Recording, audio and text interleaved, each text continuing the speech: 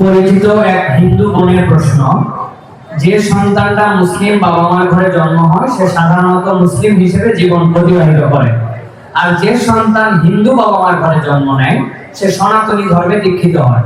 এতে মানুষের তো কোনো হাত নেই, স্রষ্টার চাওয়াতেই তো সে হিন্দু ঘরে জন্ম নিয়েছে। মুসলমান না হলে তাকে কেন জাহান্নামে যেতে হবে?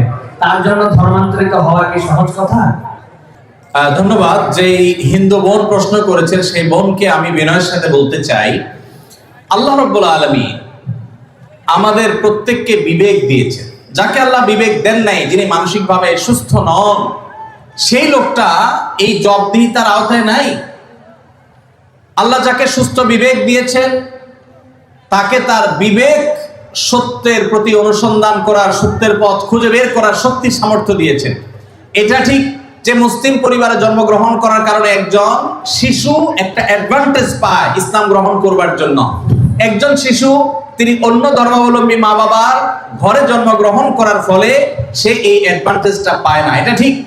কিন্তু আল্লাহ যে তাকে বিবেক বুদ্ধি দিয়েছেন, সেই বিবেক বুদ্ধি খরচ করা তার কর্তব্য।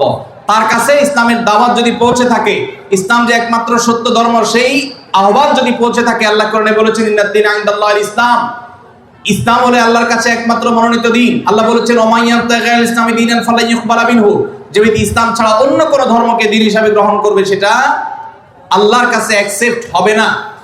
এই যে অ্যাকসেপ্টেড হবে না দিন ছাড়া, অন্য ইসলাম ছাড়া অন্য কোনো কিছু, এই দাওয়াত পৌঁছার পর তার দায়িত্ব হয় তার বিবেককে খরচ করা, এটা আসলেই সত্য দিন কিনা সেটা অনুসন্ধান করা।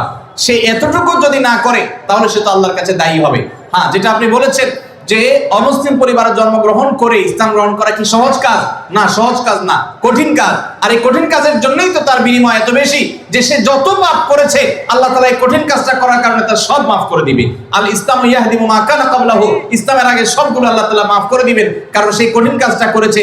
মুসলমানকে তো এরকম আল্লাহ তাআলা তার পুরো প্রোফাইল ডিলিট করে দেওয়ার মতো কথা বলেন নাই। এটা নতুন ইসলামে যারা আসবেন তাদের জন্য রয়েছে। আর যারা খ্রিস্টানদের সম্পর্কে আল্লাহ বলেছেন আহলে কিতাবদের সম্পর্কে, যে তারা যদি ইসলামে আসে তাদেরকে ডাবল সওয়াব আল্লাহ তাআলা দিবেন, কষ্ট হবে, ফ্যামিলির বিরুদ্ধে তাকে যেতে হবে। এই জন্যই তো আল্লাহ তাআলা এই রিওয়ার্ড গুলো তাকে দিচ্ছেন। আল্লাহ আমাদের সবাইকে হেদায়েত লাভ করার তৌফিক দান করুন।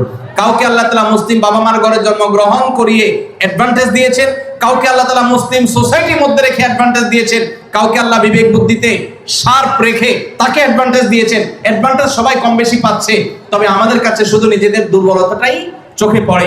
আল্লাহ আমাদেরকে হেদায়েতের পথে পরিচালিত করবেন, আমিন।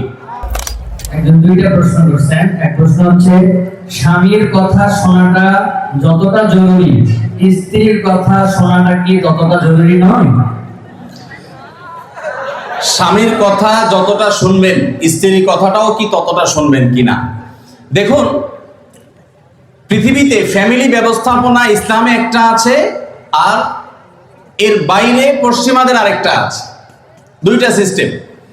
ইসলামের ফ্যামিলি ব্যবস্থাপনা হলো আল্লাহ তাআলা কোরআনে পরিষ্কারভাবে নির্দেশ করেছেন আর রিজালু কাওয়ামুনা আলান নিসা, পুরুষদেরকে আল্লাহ রাব্বুল আলামিন নারীদের উপরে দায়িত্বশীল করেছেন, তাদেরকে আল্লাহ তাআলা অভিভাবক বানিয়েছেন।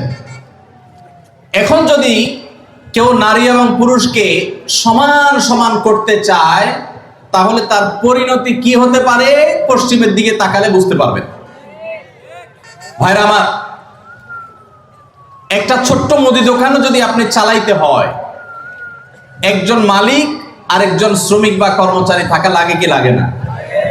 দুইজনই মালিক, সমান সমান শেয়ার, দুজনই দোকানটা পরিচালনা করে, দোকানটা ঠিক মতো চলবে? কারণ সকাল বিকাল গন্ডগোল বাঁধবে, ঠিক না ঠিক?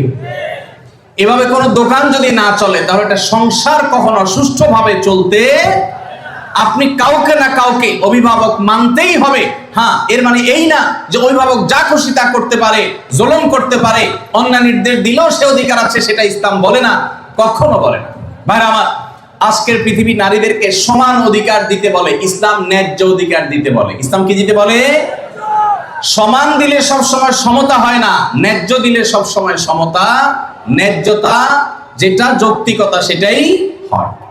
আল্লাহ আমাদেরকে বোঝার তৌফিক দান করুন। মা বোনরা যদি যৌক্তিক কোনো আবদার চাহিদা পেশ করেন, সেটা স্বামী কখনো কখনো শুনতে বাধ্য যদি সেটা তার অধিকারের বিষয় হয়, আর কখনো কখনো বাধ্য না হলেও স্বামীকে আল্লাহ তাআলা উদ্বুদ্ধ করেছেন। নবী করিম সাল্লাল্লাহু আলাইহি সাল্লাম তার স্ত্রী আমাদের মা আয়েশা রাদিয়াল্লাহু তাআলা আনহাকে খেলা দেখতে নিয়ে গেছেন। আম্মা জানা রাদিয়াল্লাহু তাআলা আনহা এই হাদিস বর্ণনা করার পরে বলেছেন, ফাকদুরু কদরাল জারিয়াতিল হাদিসাতিস সিন্নি আল হারিসাতি আলাল্লাহ বে। ও দুনিয়ার পুরুষেরা, যুবকেরা, স্বামীরা শুনে রাখো, আল্লাহর নবী সাল্লাল্লাহু আলাইহি সাল্লাম নবী হওয়ার পর, এত ব্যস্ত মানুষ হওয়ার পরও তিনি তার স্ত্রী হিসেবে আমি যখন তার কাছে খেলা দেখতে চেয়েছি তিনি নিয়ে গেছেন। যতক্ষণ পর্যন্ত আমি নিজে বিরক্ত হয়ে উঠে না আসি ততক্ষণ পর্যন্ত নবী সাল্লাল্লাহু আলাইহি সাল্লাম বসেছিলেন, আমাকে নিয়ে আসেন নাই, বলেন নাই আয়েশা চলো আর কত দেখবা, এটা বলেন নাই। অতএব তোমরা তোমাদের কম বয়স্ক যে সমস্ত স্ত্রীগণ আছেন তাদের বিনোদনের প্রতি, আনন্দের প্রতি তোমরা খেয়াল রাখবে, এটা আমাদের আয়েশা বলেছেন। তাহলে বোঝা গেল স্ত্রী যদি কিছু চায় সেটা পূরণ করবার জন্য স্বামী যথাযোগ্য চেষ্টা করবেন, যদি অন্যায্য না হয়, অন্যায় না হয়, অযৌক্তিক চাওয়া না হয়। কিন্তু এর মানে এই না যে ইসলাম সবাইকে সমান অধিকার দিয়েছে, সমান অধিকার দিলে মারামারি ছাড়া কিচ্ছু হবে না। পশ্চিমে যান, কোনো সংসার বলতে কিচ্ছু নাই। গত সপ্তাহের কথা, নিউজিল্যান্ডের একটা শহরে অকল্যান্ডে আমাদের এক প্রবাসী বাংলাদেশি ভাই বুয়েটিয়ান, ওনার বাসায় উনি নিয়ে গেলেন ফজরের নামাজ পড়ে, মসজিদ থেকে পাশে ওনার বাসা। তো ওনার বাসায় গিয়ে আমি একটু আশপাশে কিছু গাছ টাছ দেখলাম, দেখে বের হচ্ছি।